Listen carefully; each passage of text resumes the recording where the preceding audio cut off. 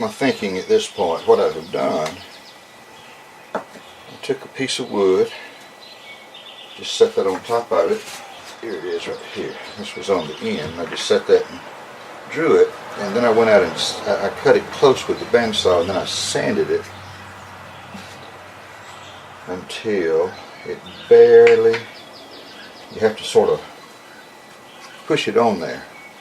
Now, what will happen is we will take what I thought was going to be the bottom, but I kind of like that wood grain.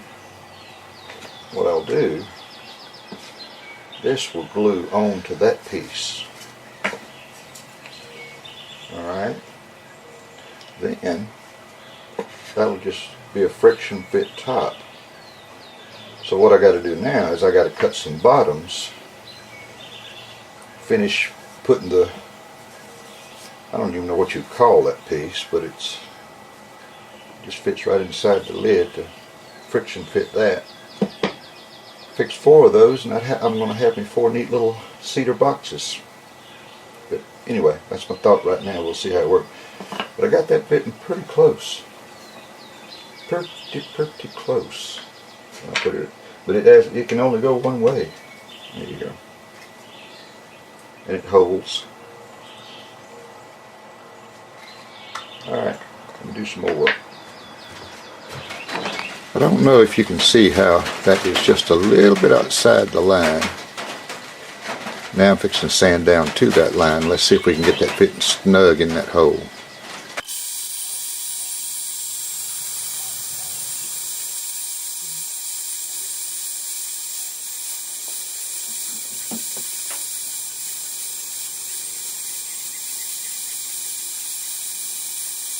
Just another interesting way to shape wood. See if I can get that for you now. Believe it or not, I wish I had turned the camera on. This is how close we got without any more fitting at all. That was just sanding down to the line. And yes, there's some little places where it's not perfect, but here's the thing. That's going to be glued on top of it. So you'll never see that. All you really want is for it to just be tight enough to have that little bit of friction fit. And then what I'll do, I'll just ever gently round this edge and gently round that edge, and that way it'll start really easy. I am pleased. Man. Alright, so now what I got to do is glue that top on there, glue a bottom on, and then we'll sand all of that to shape.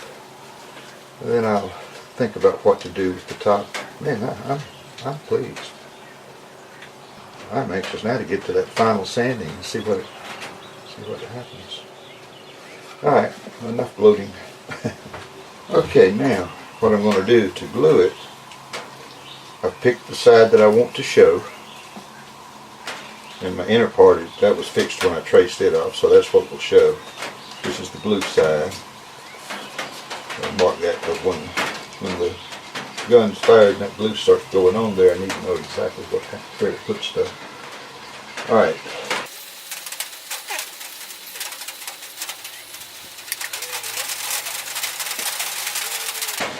Okay, now I've left me some room to work here, sanding, so center that the best I can. So I have the same amount of overhang all around.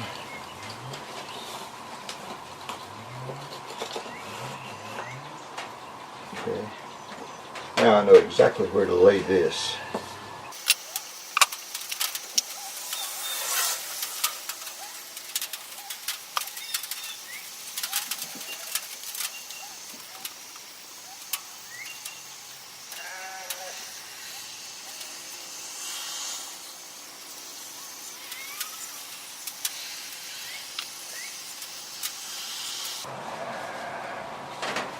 Takes a minute for that glue to start setting up and not want to slide, but that also gives you a little extra time to get it centered in your mark.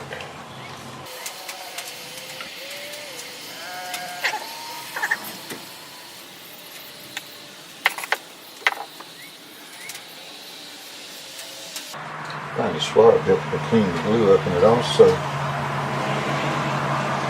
makes a pretty seam there. You gotta have glue, which we do.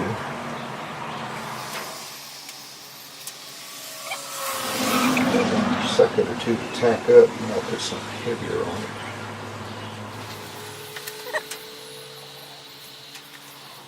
Now, I just have to make me a bottom for that, which that'll work right there. That'll work right there.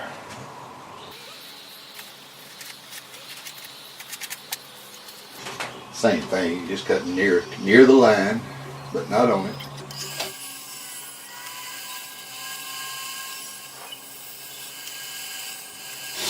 There's the bottom. So now we have our bottom. I'm going to glue this on.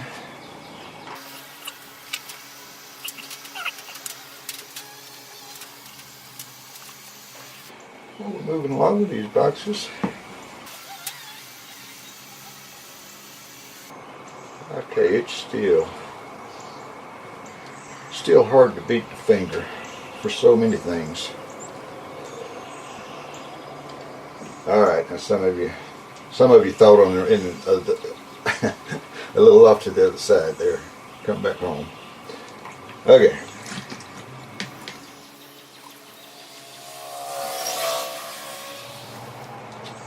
I guess if you think about it though, I'd rather somebody in a heated traffic debate pull out a finger rather than a gun.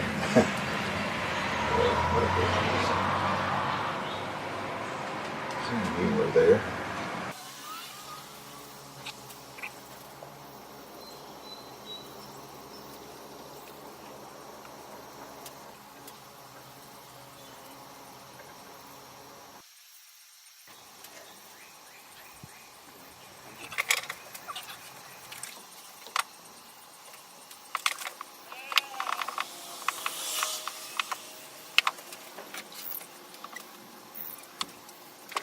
What we wound up with, if you remember,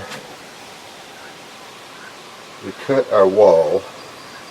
It was these three pieces here that had been glued up into a blank, and we put our bottom on, and our bottom, we made that a little larger so that we can sand it down to the wall and make it smooth. We did the same thing with the top. We made it larger, but we inset this little piece so that it would fit snugly into that cavity. Now what we're going to do is put that together and do some sanding, and you'll watch magic take place. Okay, here we go. I don't know if you can see this. See how that's a little proud of the sidewall? So here, and we're going to sand that down smooth.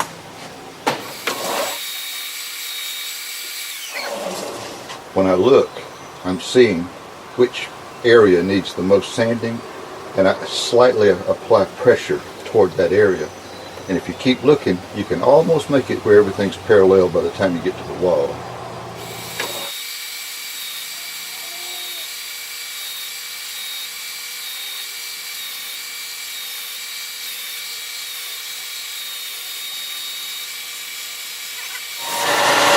Now we have a very,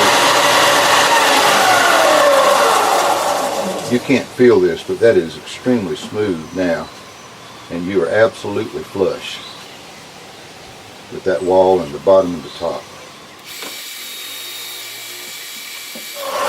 Do the same thing to the end. A little frayed right there, a little frayed right there, but we're going to take that off.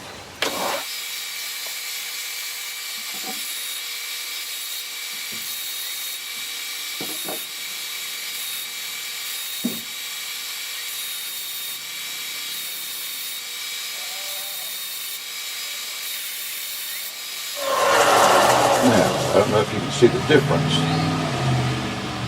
but that is smooth right to the end there.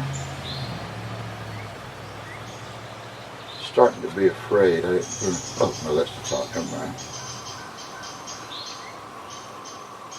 All right, let's do the other side.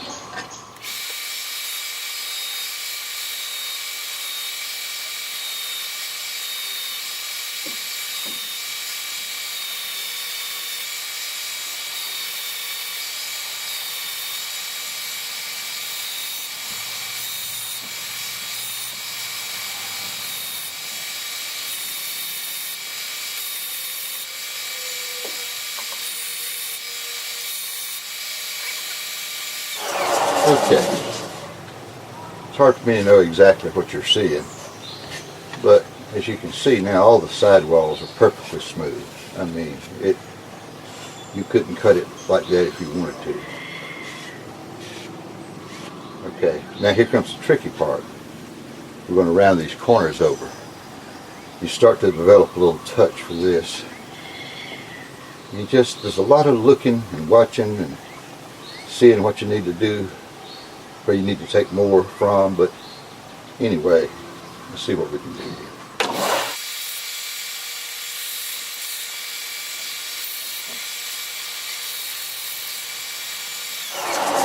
That's another little thing that's going to be hard to explain. You're just going to have to do this and to see what I'm talking about. There's a certain way that when you finalize that curve, if you roll it and keep it moving at a steady pace, steadier you can do it and bring it down to where it almost hits here, you'll wind up with that's as smooth a way as I've found to do that curve. But this is what's unique about these. Every one of these boxes, I don't care how hard you try, you will never make two of them alike. First of all, because the wood grain will never be the same. But there's going to be just slight imperfections in whether that's 90 degrees or not, you know. Whether that curve starts at the same place this one does. I mean, there's just going to be slight little imperfections, but that's what makes it neat. Otherwise, just go buy you one that's been laser cut and stamped out by the millions at Walmart, you know. Anyway, let me finish this.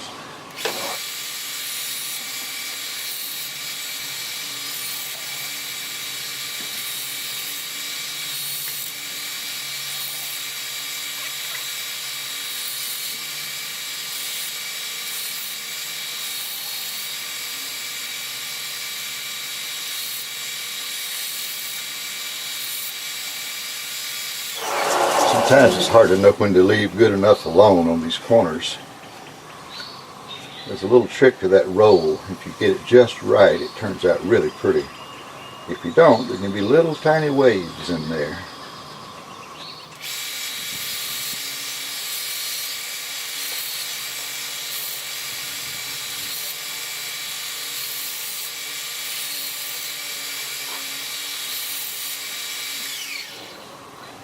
See the little rounded corners? I don't know if you can see it, but I can see where this side is just ever so slightly shorter than that side. But that's what I was talking about. You get what you get. And I think what you get's beautiful. Now I'm going to sand around these corners a little bit, ease that some. Matter of fact, I got the sander here. Let's do that.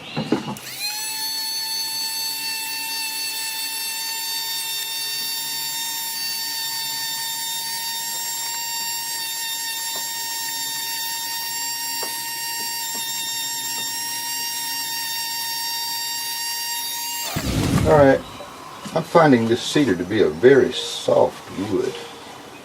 Very easy to manipulate. Doesn't take much to round those corners, just give it a nice little easy look. I think I need to sand that lid a little bit. Or that's the bottom.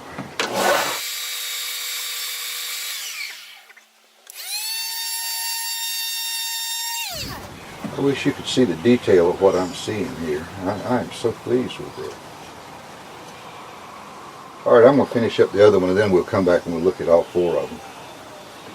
Oh wow, I must say, we started this project day before yesterday and I am just so pleased. They turned out beautiful. I mean, I didn't know what to expect because I was just using that little piece of dog-eared cedar that you buy at Lowe's or Home Depot or whatever. It costs about $2.50. And actually what happened, I was using it to do some trim work on my house. And I had some left over in the form of little pieces about like so. For example, there's one of the leftovers. Okay, what do you do with that? It is cedar, so I glued 3 pieces together, Boom, boom, boom. That's those three right in there, if you can see it. And then I was going to make this box right here, but then all of a sudden my eyes goes, whoa, there's one outside that, there's two inside that. So by the time I got through cutting that blank, I had four sets of sidewalls. So all I had to do was go back, glue me a bottom on, boom, boom.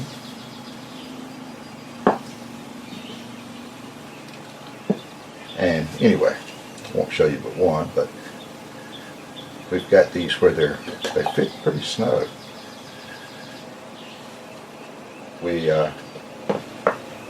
I laid this opening on another piece of wood and drew it, and then cut that out with a bandsaw and glued it on the top before I sanded.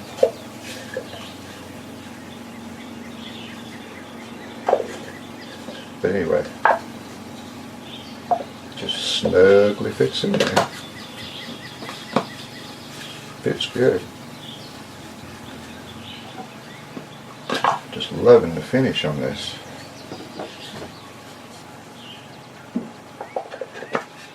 Anyway, had to build 4 boxes in 3 days. I was, of course, I did have a couple other projects going at the same time, but I just like to be working on more than one thing, because if you're gluing up one thing, okay, now you've got to wait for your glue to set up. What do? So you have an alternate thing going that doesn't require gluing, or that's not in the process of being glued. So, but I'm doing videos of those other 2 things too, so we'll see them in time. Alright, little finish work. We'll do some finishing, and then I'll take some pictures of the final thing and run them at the end. These little cedar boxes that I made, I had originally thought, I didn't know they were going to turn out as good as they did, and so I just figured I'd stain them up, each one a different color, and try them all, because you can do so much with swatches, but you gotta paint a project to really know. I did some Danish oil there, but man, if you don't sand up to 220 grit, I think that was, I can't remember if that was 80 or 120, but same as this, but that sure showed all of that. But I don't like what it did to the cedar at all. None of the stains. But my brother has been telling me about tongue oil, and he kept telling me, he said, man, try that. Because what I want is, I want the grain to pop, but I don't want it to build up and put a plastic coat on the wood. I want it to almost be like it's just the original wood. But you need something to protect the wood. So I did this little swatch here, and when you flip that over, it just dies. And then you do it like that, and it comes to life, and yet it doesn't even look like that's painted. But that's the tongue oil. So I thought, ooh, let me go back and do my boxes. And I did, and man, it just made them real rich. But the reason that I brought you over here is in case they've got these little things you can buy that you can sit stuff on while it dries. But I made these simply by taking a scrap piece of pine and screwing some 3-inch nails in it. And you can make the grid any way you want, as big or as small, or as close together, as far apart. I've got some for smaller pieces, and I've got this for larger pieces. But anyway, boom, there's 4 pieces drying right there. Now here's the neat thing. It's in my way, right? Not even more. So I just thought I'd show you that. In the overall, I didn't know what to expect when I started this, because, as I said to begin with, I was writing the song as I went. Started out just to make this box here, and then all of a sudden I saw the others in the same piece of wood to make the sidewall with. So we went about making this 4 little boxes.